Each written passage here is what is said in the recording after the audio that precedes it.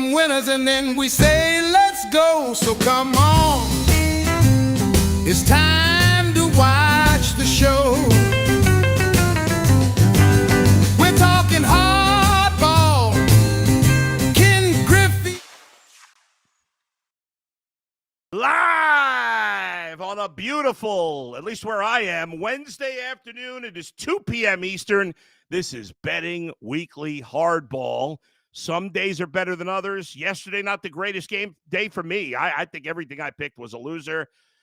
Doug, did you do better? I know you hit that parlay.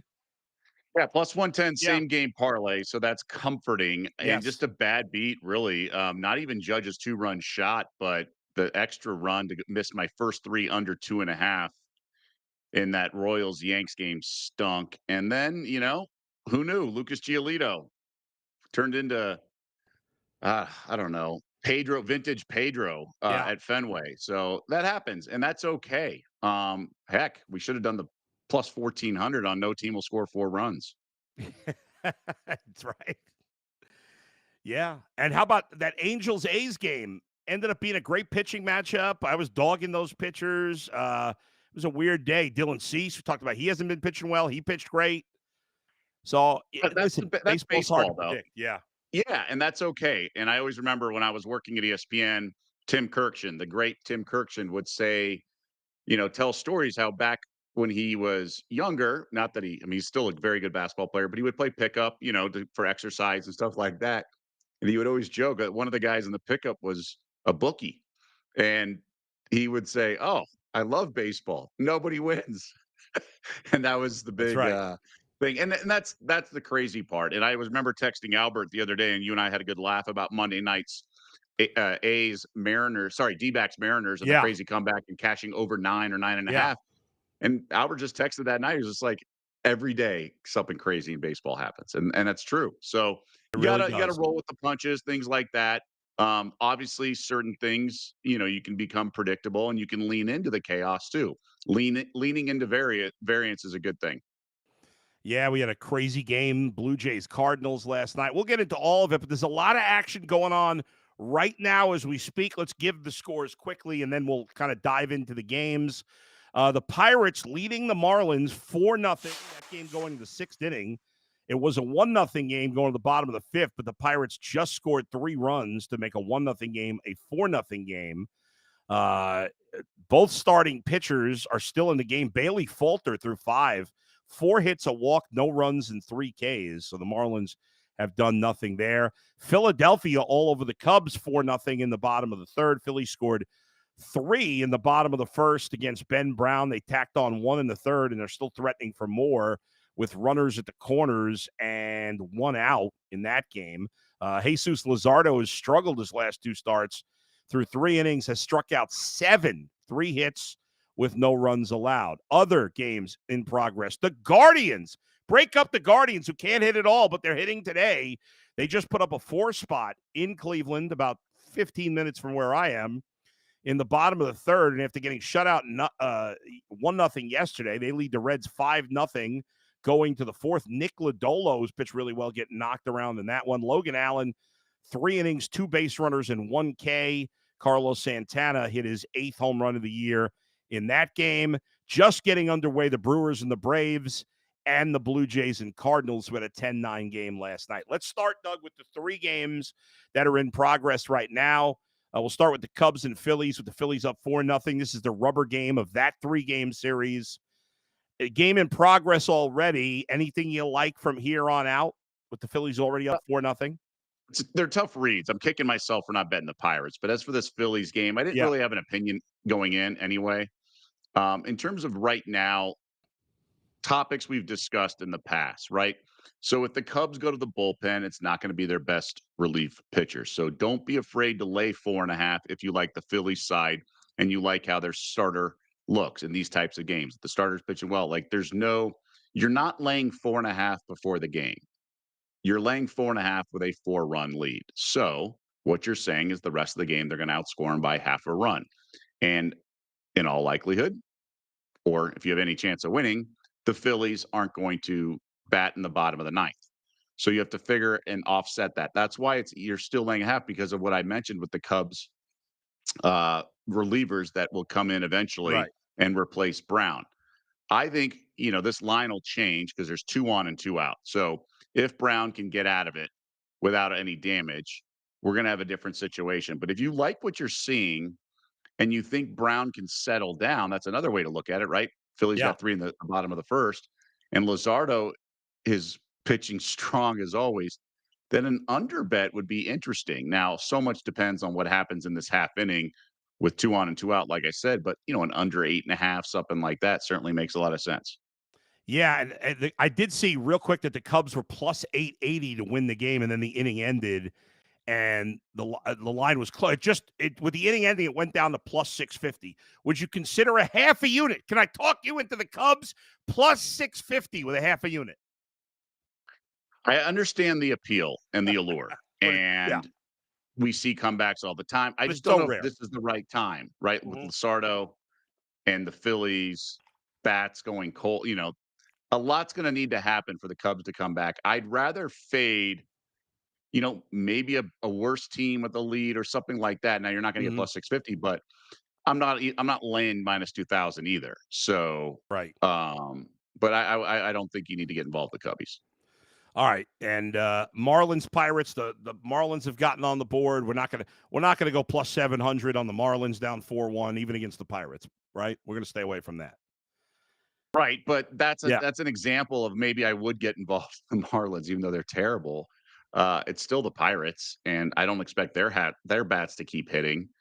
And all you need is some bullpen nonsense from Pittsburgh. Yeah, no doubt about it. All right, we'll keep an eye on those games as we go. Anything? Well, we mentioned it too. Let's get back to the Cleveland Cincinnati game. The Reds did just score a run on Ellie De La Cruz home run, so it's 5-1. Now, this could be a situation. Logan Allen, not a particularly strong pitcher. Would you consider something on the Reds in that game? Yeah, but the Reds, God, I hate the Reds. I like betting him when Abbott pitches. He was great Yeah. yesterday, Yep. but and Lodolo, like he's feast or famine. But see, if he's having a bad game, I don't need to get involved here. I don't blame you. I know what you mean, though. These long shot money lines, like there are crazy comebacks, and we Yeah. just got done discussing that that element of baseball, and you have to kind of expect the unexpected. But I think the only wager I'd make right now is Phillies -4 flat, so plus 100. As Okay. they got out of the half inning, they go to the fourth. The Phillies -4 is an interesting play for me. It's interesting. The game, the Braves and Brewers are starting in about 2 minutes. The Brewers are a significant dog in this game, even though they're playing much better baseball than the Braves. The Braves have Schwellenbach on the hill, and he's pitched well, but so has Chad Patrick for Milwaukee. Like I said, the Braves have been terrible lately. The Brewers have been good. The Brewers are at home. I'm a little Yeah. surprised the Brewers are this big an underdog. Yeah, that's the only side I would play Yeah, is the the plus 143 at yeah, Bet Rivers. I have to. That would be the only side I'd play. I need to All right, let's put it on the board. I'll yeah. take plus 143 with the Brew I Crew. like it too. Yeah. I like Yeah. I mean, I like it how do you too. not? How do you lay it with the Braves? I know the That's bats are waking up, but yeah. I still don't believe in Olsen and things like that. I need to see more of him to just believe if he's really turned it on. The last two, and how about this? Chad Patrick, who's pitching for the Brewers, his last two starts against a good Philly team and a good Padre team, he's gone 6 innings each time. He's allowed a total of 12 base runners in 12 innings, which is great. 12 strikeouts and only 3 earned runs. So you got a guy pitching well at home for a fairly hot team. I love the Brewers. I'm going with you. I'm with you on the Brewers on Okay. this one. I like it. Yeah. And another game just about to start, as we mentioned, the Blue Jays and the Cardinals. Again, 10-9 the final yesterday. In that one, the game again is in St. Louis. Matthew Liberatore has been solid for the Cardinals. For the Blue Jays, Eric Lauer, who came off the injured list recently. He's only made 2 starts, but he hasn't really gone deep into the games that he started. So advantage Cardinals in terms of the pitching matchup. But anything on this one with the game about to go? It's Cardinals are past. That's Yeah. just a little too juicy for me at 143. Nah, but this Blue Jays team is also not a team I'm like in a rush to bet against. So I certainly understand, both sides and things like that. Yeah. The Blue Jays have been hitting the ball well lately, so they're an interesting team. All right, sign up for the newsletter at bettingweeklystudios.com for weekly betting tips, soccer previews, tennis brackets, and breakdowns. All the Betting Weekly shows, including Game Bet Match with Nigel Seeley and Sean Calvert, which came out this morning. Tennis, soccer, baseball, hoops. We got you all covered. Every weekday, the shows are on, and Betting Weekly Fast Break coming your way with Doug in 50 minutes. We got Game 3 of the NBA Finals tonight, Doug. Really exciting. Yeah. Obviously, there is, like you said, it's game day. We've talked about it all week. We've had different professional handicappers and bettors on today. It'll be Chris Massaro, professional bettor based in San Diego. How we're breaking down the game. We've been ahead of the curve in a lot of these markets in terms of, series leader of rebounds, series leader of assists. We got some good prices in the bank. But also, we've bbeen on fire. I think we're like 6-0 in props so far in games 1 and 2. Nice. We'll have some good plays coming up. We've given out some good ones as well. Also, 4 games in the WNBA, so check that show out again. Right. Coming away. And we nailed the WNBA yesterday, 3-0. Doug is the WNBA king. We're nailing these games, man. It's a niche sport that's obviously grown way more popular in the last 2 years, but I think you've mentioned this, and it's a good point. It's probably a sport that if somebody like you is helping people out, that you really could take advantage of, because there's not enough people that know the WNBA well enough compared to some of these other sports that have been popular for longer. So yeah, and I've been following this. It's not just with the Caitlin Clark Sure. involvement. I've been passionate about this league because I like hoops in the summer. Sometimes baseball can be, crazy, right? Betting baseball and stuff like that. Mm-hmm. So it's a nice dose. There's like 2 dark days of in a week, so there's only games 5 days. Sometimes there's only 1 game that day. So there's a lot to like in that regard. So I love hoops. And it's a league that I've enjoyed watching and I've enjoyed betting on. I mean, that's the key. So if you're Right. successful, you're going to want to keep doing it. All right, let's get to some other baseball games here. Some of the marquee games tonight. The Dodgers and the Padres. Obviously, the Padres winning big yesterday. Rubber game of that matchup is tonight. The pitching matchup this evening in San Diego. Well, I shouldn't say this evening. It's an afternoon game. They're starting about 2 hours. Ben Kasparius, who's been really good for the Dodgers, and Randy Vasquez, who's been pretty solid. He was part of that. I believe he was part of the Juan Soto trade. I think they got him from the Yankees in the Juan Soto trade. So 2 young pitchers who have done a decent job. I know the Dodgers are your team, Doug. They got boat raced yesterday. Did they bounce back today? They haven't been great on the road. 17 on the road. And you mentioned Kasparius. Yeah, he's fine, but I don't want to lay 152, right? That's not something I'm rushing to do. These Padres are up for this. They obviously hammered LA yesterday. We talked about it yesterday. We thought Padres are pass yesterday. I'm on the same boat now, and it's plus money. So I don't know how you could lay it with the Dodgers. I really don't know how anyone could lay $1.52. Now, it doesn't mean they can't win, but who finds value in that? It's a rubber game. Dodgers had a nice win in the opener, and this is a rubber game. It's not like they've lost 2 in a row and avoiding the sweep. I know some people who like to bet into that. And that's what I'm willing to do. So I think it's a sharp angle to go with the Padres here. I think that's the only way you can play it. In fact, I'll take it. I'll take plus 125 with the Friars.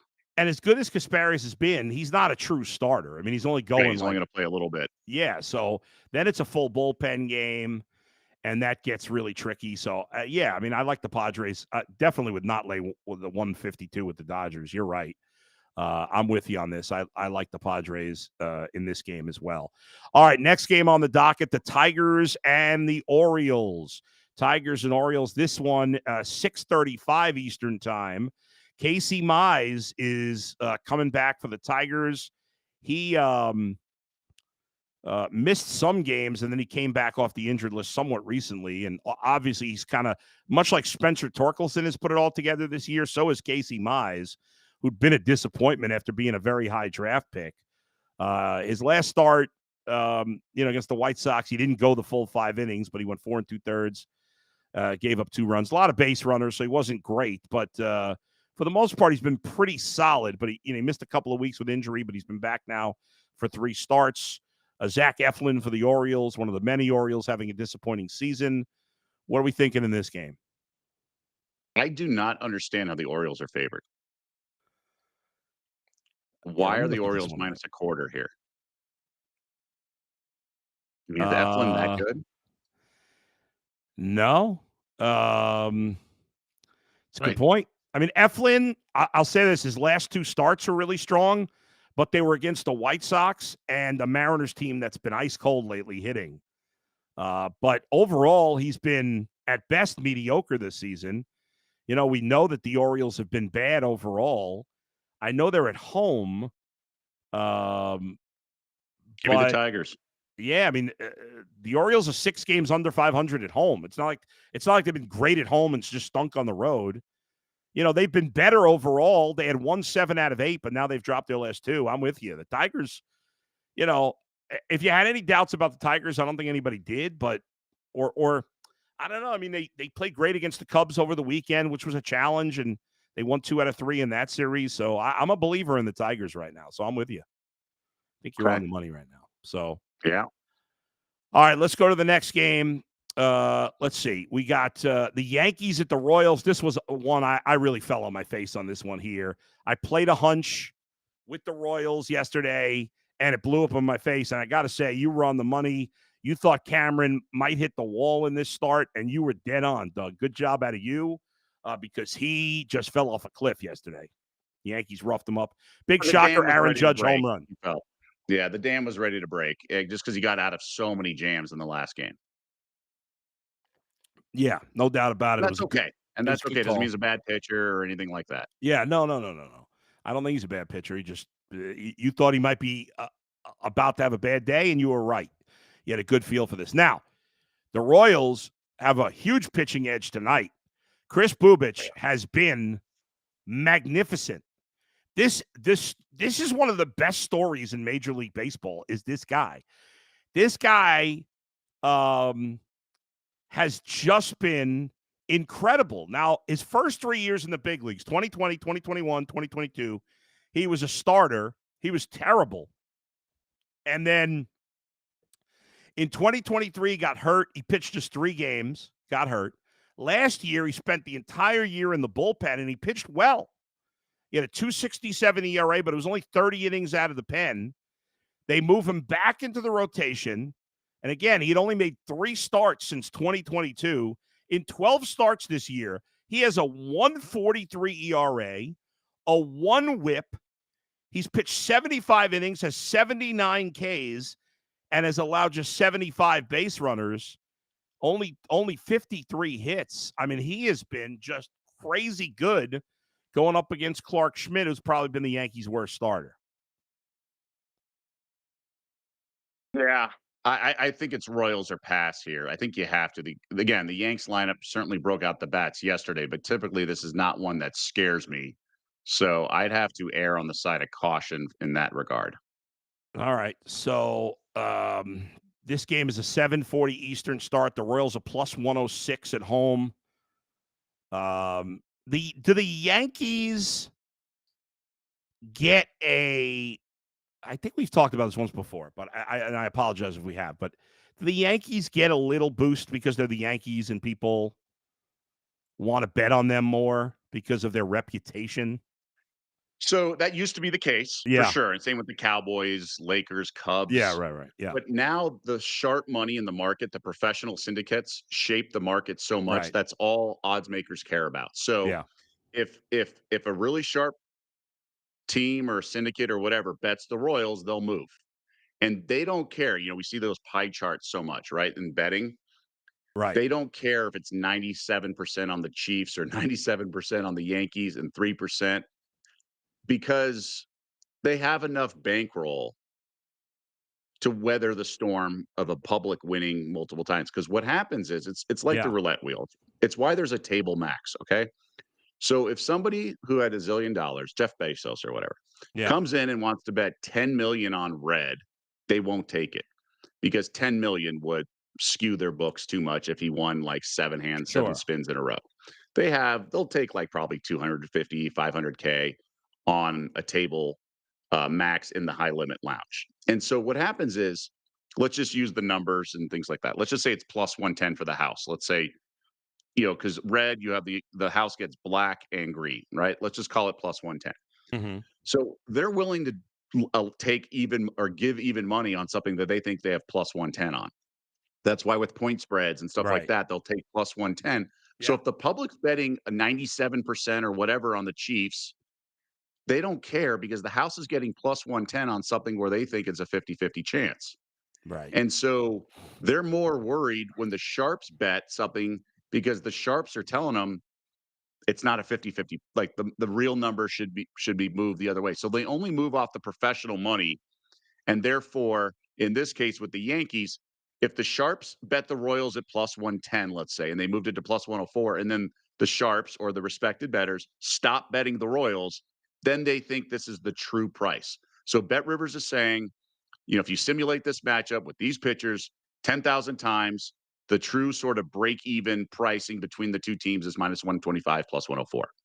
And therefore, they're going to get plus money. And again, you can't bet 10 million because they're not in the business of trying to win one bet for a huge amount of money. They're trying to let people bet over the course of time, and they're going to grind you with death by 10,000 paper cuts. So the thought process is if the sharps bet, they want to move because the sharps aren't guaranteed to keep betting the next game at night and things like that, like a recreational bettor will. Yeah. They'll go back to Right. the cave and then come out 2 days later when there's another inefficiency or perceived inefficiency in the market. So when the Yankees bettors, let's say it's 95% of the money on the pie chart are on the Yanks, even if they win, those bettors are going to turn around and bet a night game or tomorrow morning, and then the house will allow that. Like they don't go crazy when somebody wins at blackjack or roulette or casino. Like it's not the end of the world because they know over time that they're going to have the house edge, and it's okay if people win because it's also recreation and. They're just trying Right. to grind a small profit, and they'll do that because they had Royals money, they had over under money, they had Sure. props money, and if they have a true market with a small house edge, they're fine. It's just when the people who only look for edges bet, that's when they move the market. They don't worry about recreational. And the only caveat to that is when there's something that has overwhelming handle, like the Super Bowl. Okay. If there's something like that, then they'll adjust based on public Sure. money. But that's the Okay. only time the public influences the market. So this is fascinating. And folks, this is a great insight, like insider Vegas, fly on the wall stuff. I'm curious about this. And I've never thought I never thought to ask this question before, but you know this stuff. So I'm curious. We talk about sharp money all the time. The guys who bet big money that are well respected. How does someone break into that group? Like if someone is a young guy and all of a sudden they're becoming like how does Vegas realize, hey, there's this guy over here we got to start paying attention to. We got to include him in the sharp money group. How does that work? Technology. Okay. Yeah. And you're, let's say you're at Bet Rivers, right? Yeah. And everybody has an account, right? Yeah. And so if an account, you can first of all, like I can look at someone's last 5 wagers and tell you whether they're going to be sharp or not. But ultimately, Mm, if an account performs a certain way, yeah. they can flag it, not flag like you're, blacklisted or Sure. but they'll be like, all right, these people. So it starts with beating the market, closing line value, right? If you lay -4 and the market closes 5, that means you're beating the edge. It's no longer house edge, it's player edge. So Right. if you continue to beat, if you laid 115 on the Yanks and they close 125, you're beating the market. You're getting closing because 125 gives the house the edge. But if you're at 115, then you have the edge. So even if the Yankees don't win that game, you're ahead of the market. And if you do that enough, they'll put you in a category.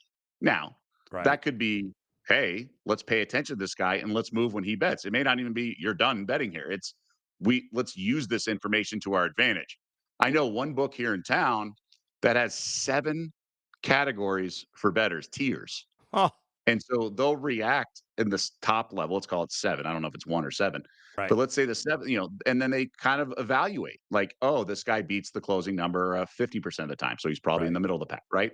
And so they profile. It's just profiling. It's getting data Yeah. off your email list or whatever you want to call it, right? And then you can extract information and then use that as another data point as an odds maker. I remember talking to an odds maker 2 years ago or 3 years ago, and he was like, "Yeah, the Colts are the right side." And this was like Wednesday. And I'm like, why do you know? He's like, well, it's like week 15. He's like, all season, this one group bets a team on Tuesday or Wednesday, and always, all 20 times, the market has moved in their direction. And they're 18-2. So I'm telling you, Oh, this Colts -3 line is going to be 4 on Sunday, and yeah. they're going to cover. And sure enough, that was the case. Damn. So certain syndicates, and I would imagine they're at the top tier, right? Yeah. Certain now they're not betting every game. They're not betting Thursday, Monday, Sunday night. Right. They're picking their spots, but there are times where they might have information. I mean, this is not Wall Street, right? This is not the SEC where, and that's the Security Exchange Commission, not the Southeastern Conference SEC, Hmm. where there's stuff. I mean, there's information out there, and sometimes you'll see a move in the market, and then like 20 minutes later, Adam Schefter will tweet something. Not that he was giving it away, but there's people when money's involved are getting it before some of these NFL insiders. And Wow. I don't know what the answer is, but there's just a lot of connecting of the dots. I like we talked about the WNBA. I was under 168 on the show on Monday.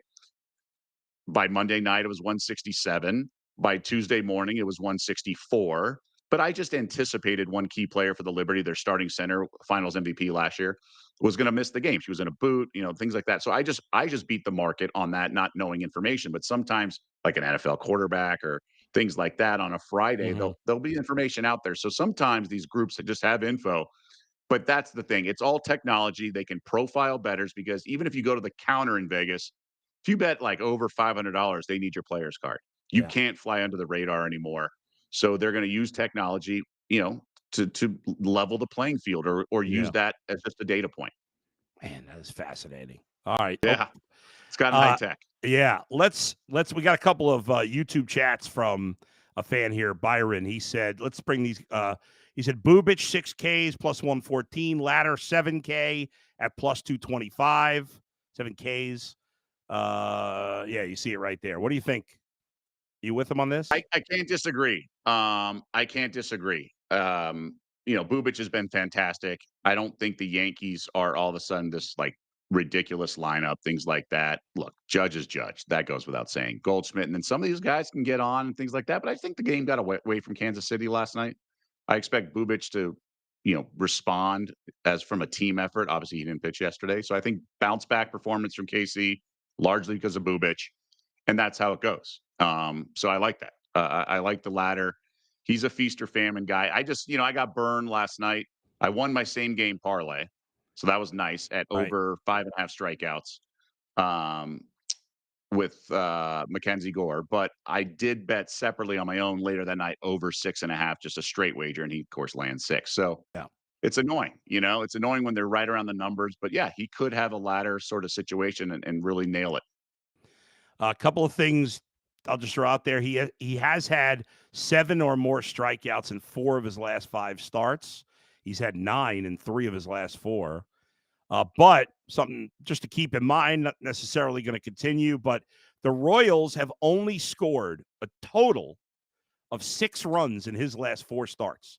So he's been lights out. His last 4 starts, he's given up a total of 3 runs in 27 and a third innings. But his team has only scored 6 runs during that time. And sometimes it could be catcher related, like his personal catcher is a terrible hitter or something like that. But usually it's just random. I Yes. don't put a Oh, lot yeah. of stock.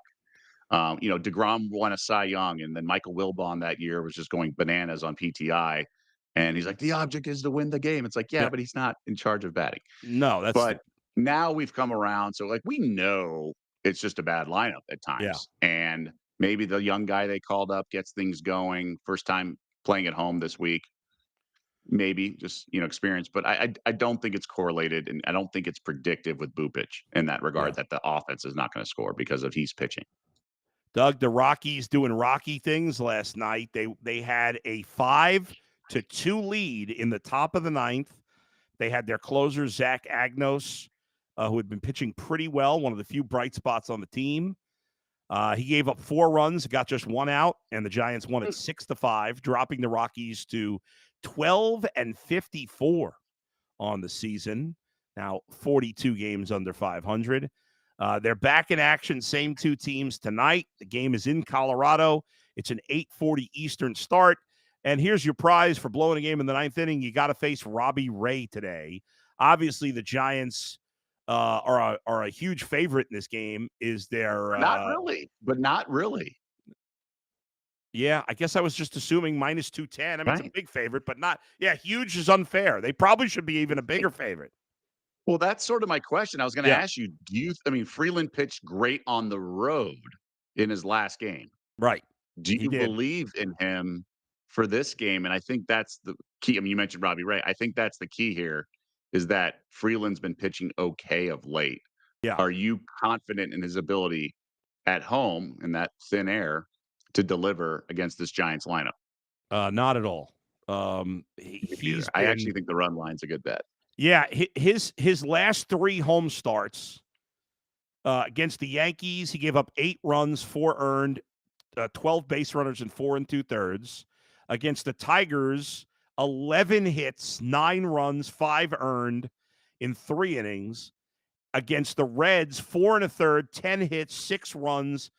I mean, he has been. You can't be worse than that. He's only. In fact, if you go even further to the rest of the season, against Washington, he only gave up 3 runs, 1 earned, but he only pitched 2 innings. And then against Milwaukee, he gave up 5 runs and 6 1/3. So his ERA at home has got to be double digits. I mean, that's how bad he's been. So yeah, he pitched a good game last time, but it was against a terrible Marlins team. So no, I'm not consider. Yeah, I mean, the play is certainly the Giants, no doubt. All right. Can I interest you in a same game parlay Yeah, at Bet Rivers, Giants money line? So you don't have to do run line. right. And then Robbie Ray over 17.5 outs. Love it. So meaning he's got to get through 6. Yeah, My only concern that it's Coors Field, but I'm looking at his history. I don't think he's pitched here before. he's never pitched a Coors. I know. Wow, I how is mean, that not in the last possible? 5 years. That is nuts. So he hasn't pitched this year. Yeah. Last year, I don't see anything. Huh. Then That's there's crazy. injury and things like that. So it's not like a huge volume. It's not So 35 starts every year. he has to go 6. You said right. Yeah. You need to get that 6 full, like 18 outs. Yeah. The last time he has gone 8 consecutive starts of at least 6 innings. No. 8. The last time he did not go 6 innings was against the Brewers on April 21st. So 8 straight starts where he's gone at least 6 innings, and in half those cases, 5 of those games, he went 7 innings. He's an efficient pitcher. He's gone at least 6 innings, as I said, 8 times in a row, and and only once has he thrown more than 101 pitches. So he's very efficient. Even though he gets strikeouts, he's just a really efficient pitcher. The guy's been so good. He hasn't given and those last 8 starts I'm talking about, he hasn't given up more than 2 earned runs. In fact, he's only given up more than 3 earned runs in 1 start this year, and that was April 16th against the Phillies. So the Rockies can't hit. Freeland can't pitch. Robbie Ray consistently goes 6+ innings. I love that parlay. I'm all in. Plus 100. Put it on the board. Put it on the board. Yes. All right. So there we go. All right. Let's kind of recap where we're at here with the games that are going on right now. If I There's talk been to you, some developments. there have been. The Marlins have made it a reasonable game in Pittsburgh. It's now 4-2. Marlins batting in the top of the 700 was 7th. out there for you. Yeah. There's 2 out, nobody on in the top of the 7th for the Marlins. The Guardians just pummeling the Reds 7-1. That game in the bottom of the 5th. The Cubs scored a run to make it 4-1, and I was feeling maybe good about my plus 800 or whatever, but then the Phillies tacked on 2 more, so that's now 6-1 going to the bottom of the 5th. Braves got 2 early. We were talking about Milwaukee, and it is Atlanta that scores the 2 runs. Michael Harris just hit a 2-run homer with Marcell Ozuna aboard in the top of the 2nd. So 2-0 Braves in the top of the 2nd. And the Cardinals lead the Blue Jays 1-0. That game in the top of the 2nd. They got an RBI single by Wilson Contreras. The other games on the docket today that we did not mention, we'll give you real quick, see if we got anything there. Let's see. The Mariners and the Diamondbacks. Brian Woo's pitched really well going against Eduardo Rodriguez. Rodriguez had pitched really poorly, but his last start better, so maybe he's turning the corner, the veteran. Anything Mariners Diamondbacks? 340. Bats have woken up after that crazy ninth inning and extras. Yeah. Look what happened yesterday, 10-3 game. I would look to the over, but like you mentioned, some of these guys have pitched well, Rodriguez. So I still think the bats wake up. I kind of like the over, but not enough to play. All right, let's go to the next game here. That's the A's and Angels. We didn't like that. We wanted to stay away from that game yesterday. It ended up being a good pitchers duel. Two pitchers who have not pitched well. J.P. Sears for Oakland, Kyle Hendricks for the Angels. Kyle Hendricks, man. It's hard to believe he's still pitching. Still around. I did not see that one coming this season. He was the last remaining member of the 2016 World Series Cubs team on the Cubs last year. Now he's obviously with the Angels, and he hasn't been good in a couple of years. So anything there? Dartmouth grad, right? He's trying guy, to figure it out. I'd go over, if anything. I mean, problem is I don't like this Angels lineup that much, but 9.5 feels like it could be go over. But I would never lay 157 with Hendricks. No, not a chance on that one. All right, next game. That Athletics Angels game, by the way, is at 4:07 Eastern. The Rays and the Red Sox, 7:10 Eastern. Zach Littell and Walker Buehler. Red Sox, both teams around 500. Sox just under, Rays just over. Anything in that game? Yeah, it's Red Sox or pass. I mean, look, great performance from Giolito. He said it after his previous start. I need to figure this out, and he did, at least for one game. So well done. I like it when players have accountability. I like it when they care. And then, of course, it's nice when they actually step up. So, yeah, I lost my wager, but as a sports fan, you want that. You want the guys responding. I think Buehler's a big game pitcher.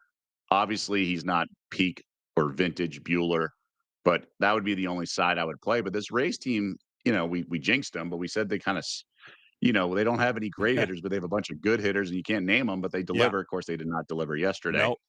They were threatening second, third, one out, but only got one run. And for me, it's Red Sox are past. Boston may have turned the corner on the heels of that big, series win against the Yanks last weekend. Nats and Mets, 7:10 in Astoria or Flushing.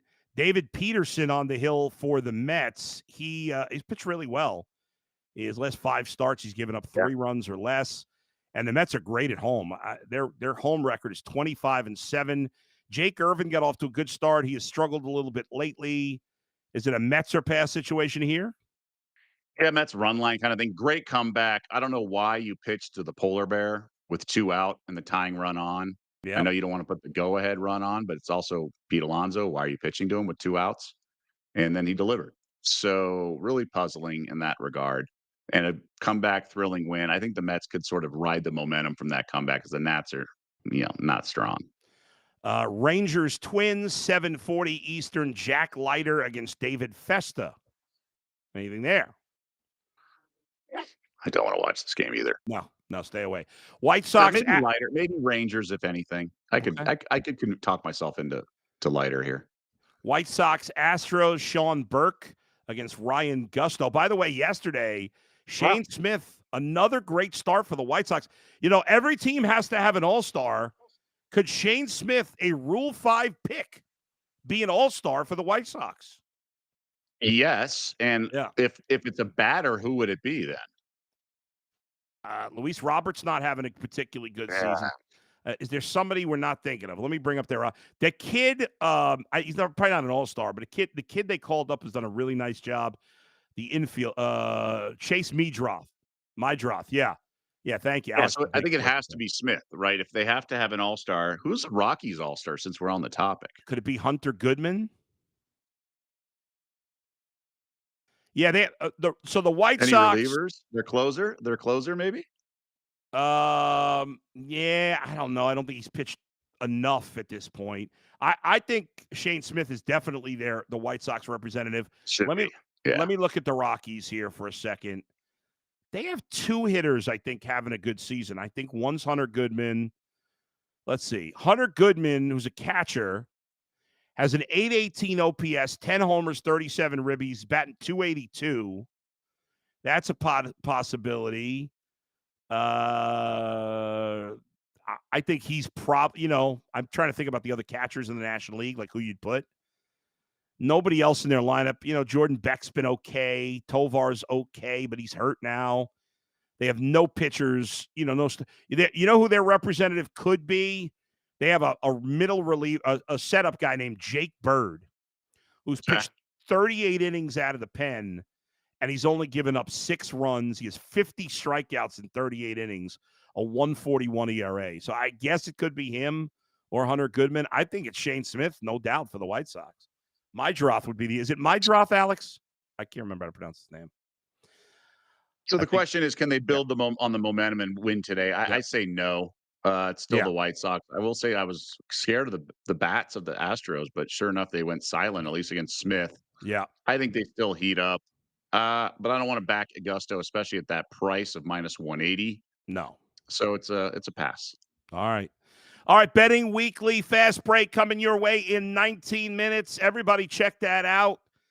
And Betting Weekly Hardball will be back with you at 2 o'clock Eastern tomorrow. It'll be Doug and I once again tomorrow. Until then, thanks to Alex and Z for producing. We'll see you next time. Where else but right here on Betting Weekly Hardball, part of the Betting Weekly Studios and the Bet Rivers family. See you, everybody.